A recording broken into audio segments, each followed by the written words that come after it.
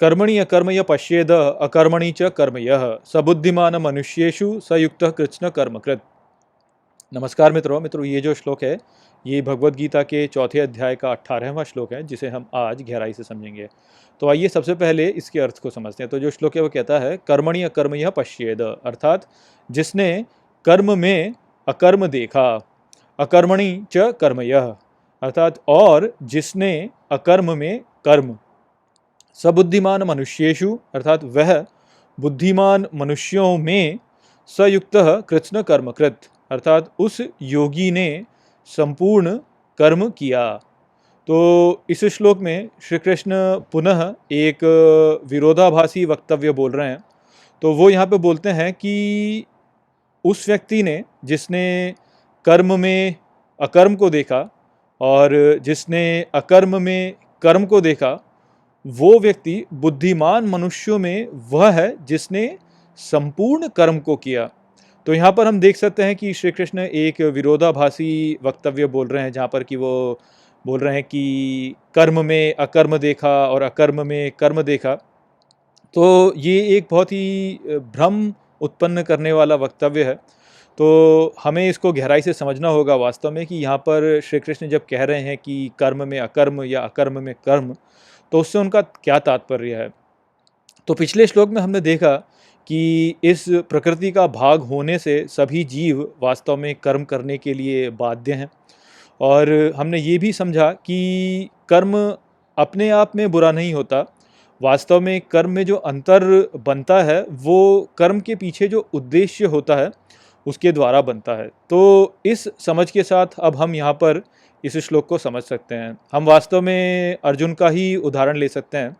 तो हमने देखा कि कैसे अर्जुन जो है वो इस युद्ध में भाग नहीं लेना चाहते, और वो ये कह रहे हैं कि इस युद्ध में यदि मैं भाग लूँगा तो मैं अपने प्रियजनों की हत्या करूँगा, और अपने प्रियजनों की हत्या करने से मुझे पाप लगेगा और उसके द्वारा मैं नरक प्राप्त करूँगा।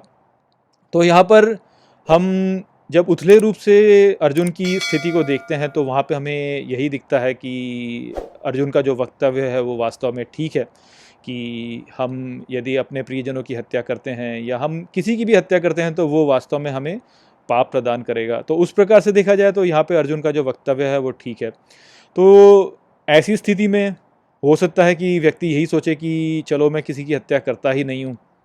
तो इस प्रकार से वो एक ऐसी स्थिति में जा रहे हैं जहाँ पर कि वो व्यक्ति वास्तव में कर्म नहीं कर रहा है। तो इस प्रकार से वो सोच सकता है कि क्योंकि मैं कर्म नहीं कर रहा इस कारण से मुझे कोई पाप नहीं लगेगा।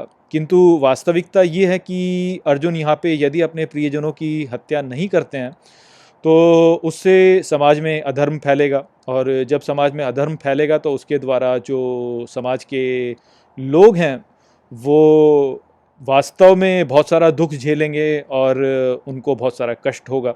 तो इस प्रकार से अर्जुन यहाँ पे यदि युद्ध नहीं करते हैं तो वो बहुत सारे दुख को उत्पन्न करने में भागीदारी हो जाएंगे। तो उन्होंने वास्तव में यहाँ पे कहा कि मैं कोई कर्म नहीं करना चाहता, मैं यहाँ पे युद्ध नहीं करना चाहता, किंतु उनके न युद्ध करने के द्वारा ही वास्तव में बहुत सारा दुख उत्पन्न हो रहा है। तो इस प्रकार से ये जो दुख उत्पन्न हुआ उसका जो उत्तरदायित्व है वो अर्जुन को ही लगेगा। तो इस प्रकार से अर्जुन को वास्तव में कर्म लगा। तो यहाँ पे यही बोला गया है कि अर्जुन ने ये सोचा कि मैं कर्म नहीं करूँगा तो इस प्रकार से मुझे उसके द्वारा उत्पन्न होने वाला जो कर्म जो हमसे लिप्त होता है वो नहीं लगेगा, किंतु वास्तव में ऐसा नहीं हो रहा है। प्रकृति का भाग होने के नाते कर्म तो आप कर ही रहे हैं, और यदि आप कुछ नहीं करते हैं तो वो भी वास्तव में कर्म है। तो उस प्रकार से युद्ध न करने से आपको लग रहा है कि आप कर्म नहीं कर रहे, किंतु वास्तव में आप कर्म कर रहे हैं और आप कर्म संचित भी कर रहे हैं। तो यही वास्तव में स्थिति यहाँ पे हो गई कि अकर्म में कर्म देखना, कि अर्जुन जो है वो कर्म नहीं कर रहे हैं किंतु उसके द्वारा भी उनको कर्म लग रहा है। ठीक उसी प्रकार से यदि वो युद्ध करते हैं और अपने प्रियजनों की हत्या करते हैं तो उथले रूप से देखा जाए तो ऐसा ही लगेगा कि यहाँ पर अर्जुन ने एक बहुत ही जघन्य कर्म किया, उन्होंने लोगों की हत्या कर दी। किंतु वास्तव में यदि आप देखें तो अर्जुन ने यहाँ पर अपने प्रियजनों के प्रति जो उनका मोह था उसको हटा दिया और अनासक्त होकर अपने कार्य को किया, और उस प्रकार से उन्होंने अधर्म को समाप्त कर दिया। तो क्योंकि उन्होंने अधर्म को समाप्त कर दिया, अपने व्यक्तिगत लाभ को नहीं देखा, अपने प्रियजनों के बारे में नहीं सोचा, उन्होंने केवल एक कर्तव्य के नाते उन्होंने वहाँ पे युद्ध किया, तो यहाँ पे उनको उनके इस जघन्य कर्म के लिए कोई पाप नहीं लगेगा, अर्थात उन्होंने जो कर्म किया उसका कर्म उनको लगेगा नहीं। तो इस प्रकार से यहाँ पर अर्जुन ने वैसे तो बहुत सारा कर्म किया किंतु उसका कोई कर्म उन्हें लगा ही नहीं, तो इस प्रकार से वो अकर्म हो गया। तो यहाँ पर कर्म में आपको अकर्म दिखता है। तो जो बुद्धिमान व्यक्ति होते हैं वो वास्तव में इस बात को समझते हैं कि कर्म में भी अकर्म हो सकता है और अकर्म में भी कर्म लग सकता है।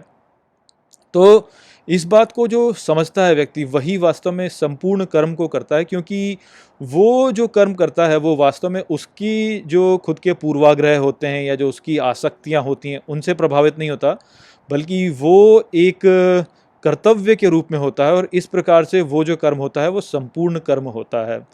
तो बुद्धिमान व्यक्ति होते हैं वो इसी प्रकार से अपने कर्म को करते हैं। वो बड़े बड़े जघन्य कर्मों को भी कर देते हैं जब उनको दिखता है कि ये उनका कर्तव्य है। वो इस रूप से नहीं करते कि अरे मैं किसी की हत्या नहीं करूँगा, मैं कोई जघन्य कर्म नहीं करूँगा क्योंकि इस प्रकार से मुझे पाप लगेगा और फिर मैं वास्तव में नरक को प्राप्त करूँगा। इस प्रकार से वो डरते नहीं हैं। जैसे कि हमारे समाज में बहुत से ऐसे संप्रदाय हैं जो कि इस समय पर हमें ऐसे बोलते हैं, वो बोलते हैं कि हम तो किसी भी स्थिति में किसी की भी हत्या नहीं करेंगे क्योंकि उस समय पाप लगेगा और हम फिर जो है नर्क में पहुंचेंगे। तो इस प्रकार से जो बुद्धिमान व्यक्ति होते हैं वो नहीं सोचते, वो जघन्य कर्म जो ऊपर से जघन्य प्रतीत होता है वैसे कर्म भी कर देते हैं जब उनका कर्तव्य उन्हें ऐसे करने के लिए बोलता है। वो हर स्थिति में अनासक्त रहते हैं और अपने कर्मों को अनासक्त रूप से करते हैं। तो वही संदेश है जो कि यहाँ पर श्री कृष्ण ने प्रदान किया है कि कैसे कर्म में अकर्म होता है और अकर्म में कर्म हो सकता है, और जो बुद्धिमान व्यक्ति होते हैं वो इसको समझते हैं और इस प्रकार से वो वास्तव में संपूर्ण कर्म को करते हैं। तो आशा करता हूँ कि मैंने इस श्लोक को आपको अच्छे से समझा दिया होगा। चलिए इसी के साथ इस वीडियो को यहीं पे समाप्त करते हैं। नमस्ते। वीडियो को अंत तक देखने के लिए धन्यवाद। यदि आपको ये वीडियो पसंद आया हो तो इसको अपने प्रियजनों के साथ में साझा करें और इस ज्ञान को और फैलाएं। यदि आपके पास कोई भी प्रश्न है तो मुझसे इंस्टाग्राम पर जुड़िए। वहाँ पर मैं हर शनिवार रात को एक लाइव Q&A सेशन रखता हूँ और आप मुझसे वहाँ पर अपने प्रश्न पूछ सकते हैं। जय श्री कृष्ण।